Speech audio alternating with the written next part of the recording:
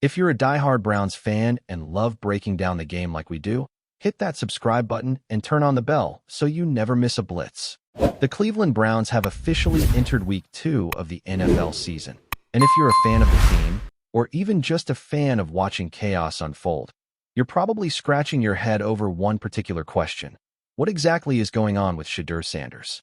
That's right, the rookie quarterback who, on paper, could be the future of the franchise, suddenly finds himself in a position that leaves more questions than answers. Joe Flacco, the veteran who has seen his fair share of starting roles, remains the Week 2 starter, and that decision alone might not shock anyone who's been following the team closely. Flacco brings experience, stability, and a proven track record, but the buzz around the Browns all offseason centered on one thing: developing the next wave of quarterbacks. That's where Dillon Gabriel and SHEDEUR Sanders come in.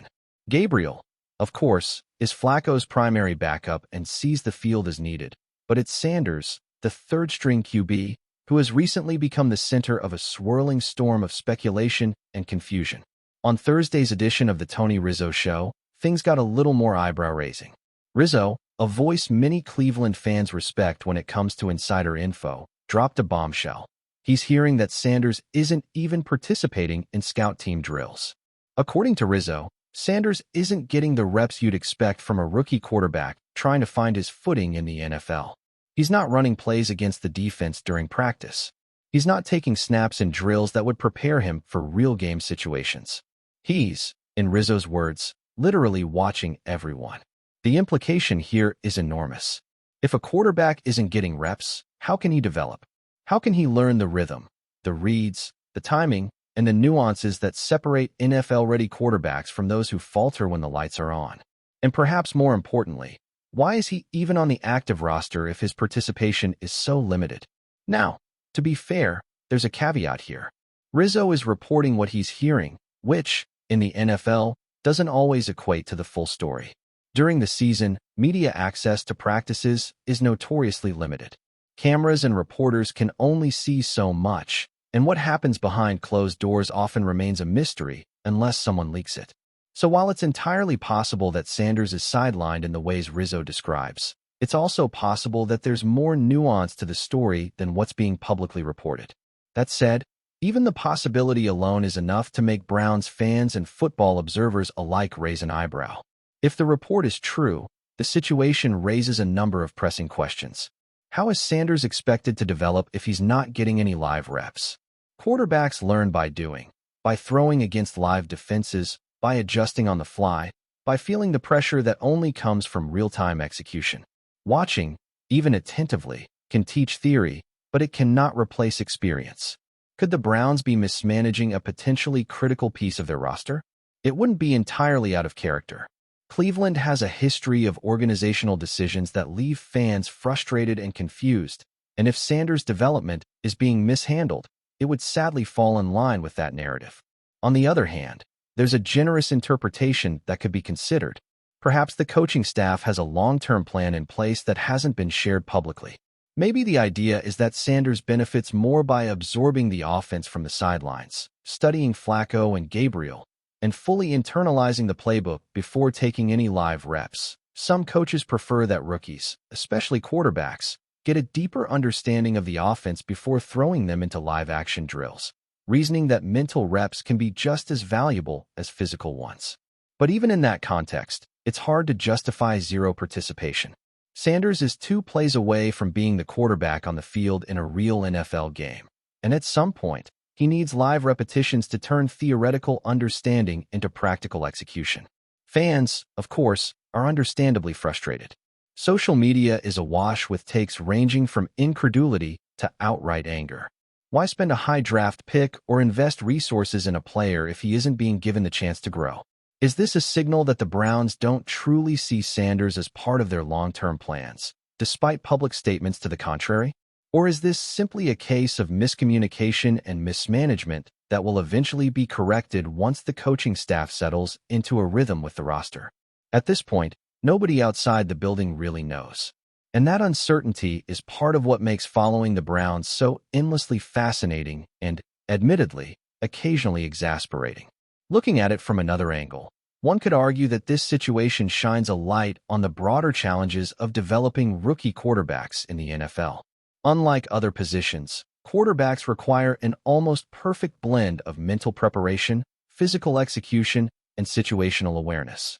Even the most talented college signal callers need time to acclimate to the speed and complexity of the pro game. For a player like Sanders, who comes with pedigree, promise, and expectations, the learning curve is steep.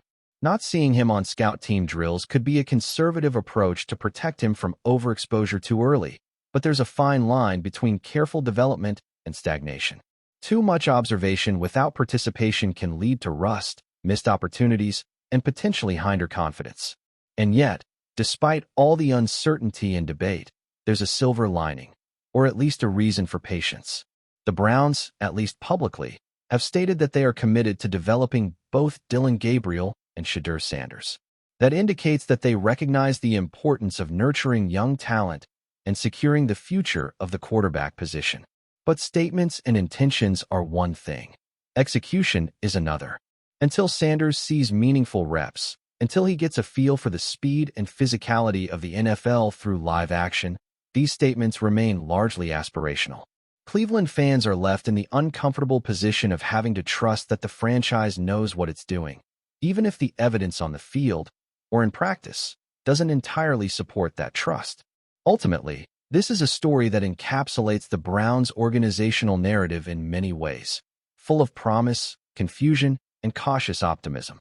For now, fans can only watch, speculate, and hope that the team's plan, however opaque it may be, results in a quarterback who can lead the franchise to sustained success. SHEDEUR Sanders' development may not be linear or visible to the public, but the stakes are undeniably high. Every rep missed is a potential lesson lost. Every practice observed is a chance to absorb knowledge, but nothing substitutes for execution under pressure. As the season unfolds and Flacco continues to start, all eyes will inevitably turn to how Cleveland handles its young quarterbacks. Whether this is a misstep or a masterstroke will only become clear with time, and for Browns fans, that suspense is both thrilling and nerve-wracking in equal measure. At the end of the day, the story of SHEDEUR Sanders isn't just about one rookie quarterback, it's about the challenges of building for the future in a league that demands immediate results. It's about the tension between development and performance, between patience and urgency, and between public perception and internal strategy. Cleveland is navigating those waters right now, and Sanders sits at the intersection of hope, potential, and scrutiny. Fans will continue to debate, analyze, and speculate, but the ultimate resolution will only come from what happens on the field and, perhaps, in the practices the public cannot see. For now, all we can do is watch, wait, and hope that the Browns' approach, however mysterious it may seem, ultimately sets Sanders up for success rather than leaving him behind.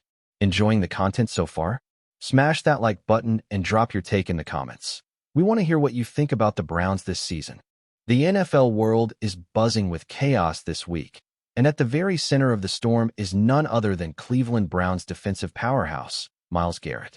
Known for his ferocious pass-rushing ability, Garrett has never been one to shy away from speaking his mind, but recent comments directed at rookie wideout SHEDEUR Sanders have ignited a firestorm that has fans, analysts, and even former players talking nonstop.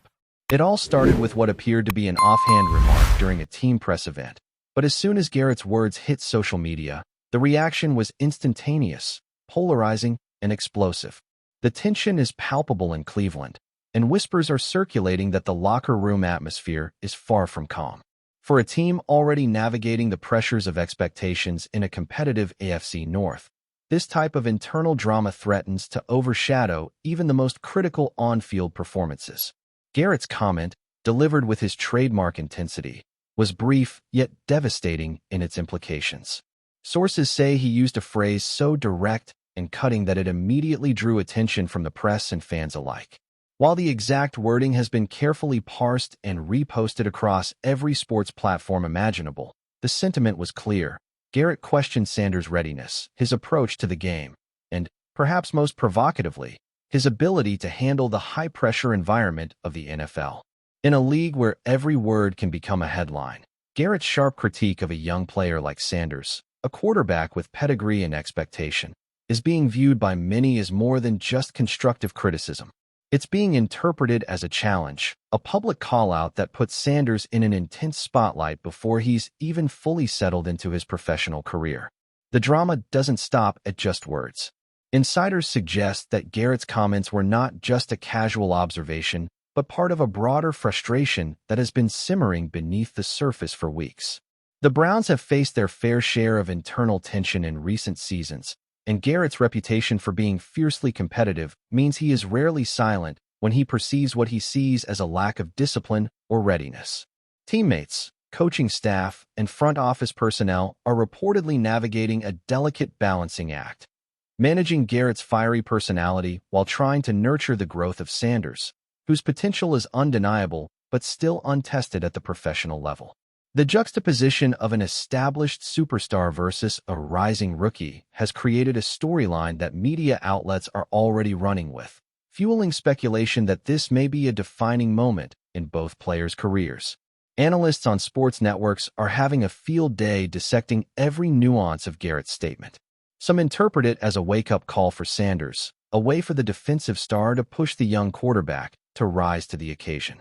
Others see it as a potential locker room hazard, a comment that could divide teammates and create factions at a time when unity is critical for success. The Browns fan base, meanwhile, is split down the middle. On one side, purists defend Garrett, arguing that someone with his experience and track record has every right to speak candidly about the performance and mentality of a teammate.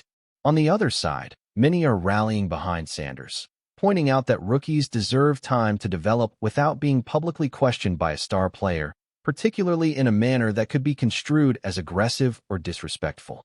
Social media platforms are aflame with memes, hot takes, and debates that range from the analytical to the absurd, ensuring that the story will dominate conversations for days, if not weeks. What makes this situation even more combustible is the timing. Cleveland's schedule in the coming weeks pits them against some of the league's toughest competitors, meaning that on-field focus and preparation are paramount. Rumors suggest that the coaching staff has been scrambling to address potential distractions, organizing private meetings, and emphasizing team cohesion in response to the outburst. Garrett himself, known for his no-nonsense approach, is said to be doubling down on his position, unwilling to retract his comments or soften the impact. Sources indicate that he believes this is about accountability and performance, not personal vendetta. Yet the optics are complicated. In an era where media coverage is relentless and every word can be amplified, even the most constructive intentions can be misinterpreted or weaponized. Meanwhile, SHEDEUR Sanders is reportedly handling the situation with characteristic poise, focusing on film study, practice, and mastering the playbook, though insiders hint that he is aware of the narrative swirling around him. Some suggest that Sanders' camp has even begun strategizing ways to turn the tension into motivation, framing Garrett's words as a personal challenge to be met on the field. In interviews, Sanders has been careful to remain diplomatic, emphasizing team goals and expressing respect for veterans, but it's clear that he knows the media and fans will scrutinize every move and every throw. The rookie's development is now intertwined with this very public showdown of personalities and opinions, making the Browns' locker room one of the most compelling storylines in professional football at this moment. Speculation is also rampant regarding how this clash could influence the broader trajectory of both players. Could Garrett's critique push Sanders to elevate his game, or will it create friction that undermines team chemistry?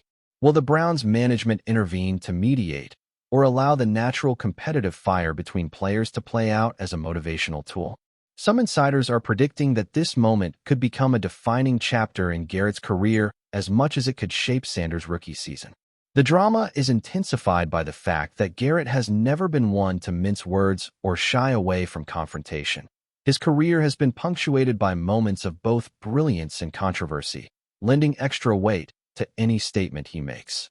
For a league that thrives on storylines, rivalries, and character clashes, this is exactly the type of narrative that keeps fans glued to their screens and analysts endlessly debating on talk shows. The ripple effect extends beyond Cleveland. Across the NFL, other teams are watching closely, weighing how such public commentary might influence league culture, player accountability, and media narratives.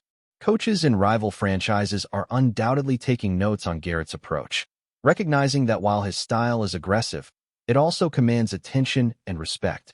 For Brown fans, the tension adds a thrilling, if nerve-wracking, layer to every upcoming game. For the players involved, every snap, every interception, and every sack will now carry an undercurrent of personal stakes heightened by this very public confrontation. Whether this will lead to on-field triumph or off-field headaches remains uncertain, but one thing is clear. Myles Garrett's words have ignited a story that refuses to fade quietly into the background. Even as pundits and insiders continue to dissect the implications, one thing is undeniable. The Browns are navigating a delicate tightrope between star power, rookie development, and team unity. Garrett's explosive commentary about Sanders may have started as a personal expression of frustration, but it has morphed into a narrative that engages the entire football community. The buzz is palpable, the debates are intense, and every practice, press conference, and game is now viewed through the lens of this rivalry in the making. Fans are already speculating whether this moment will end in mentorship, confrontation, or a storyline so memorable it becomes part of NFL lore. In the age of social media amplification, the heat of Garrett's statement is only growing, ensuring that Cleveland, Sanders, and Garrett himself will be center stage in one of the most talked-about sagas of the season. As this drama unfolds, one can't help but sense that the Browns' locker room is now a crucible where raw talent, outspoken personalities, and high expectations collide. Garrett's critique may be harsh, but it's also undeniably magnetic in its effect, commanding attention and shaping narratives in real time. Every analyst show, fan forum, and Twitter thread is dissecting the tone, intent, and potential fallout of his words. In the weeks ahead, every on-field performance by Sanders will be scrutinized for evidence that Garrett's warning has either hit home or been ignored. For Myles Garrett, it's a moment of influence. For SHEDEUR Sanders, it's a test of composure and resilience. And for the Browns, it's a storyline that could define the season, alter dynamics, and perhaps, just perhaps, reshape the narrative around one of the league's most explosive defensive talents and one of its most promising young quarterbacks. The NFL thrives on drama, rivalries, and moments of tension that capture the imagination of fans, and this clash between Garrett and Sanders has all the ingredients for a season-defining saga. Whether it becomes a tale of mentorship, confrontation, or pure competitive fire, one thing is clear. Cleveland Browns fans will be watching every play, every sideline interaction, and every press conference with bated breath, fully aware that this story has the potential to shape not just a season, but the legacies of the players involved. Myles Garrett's words have done more than critique.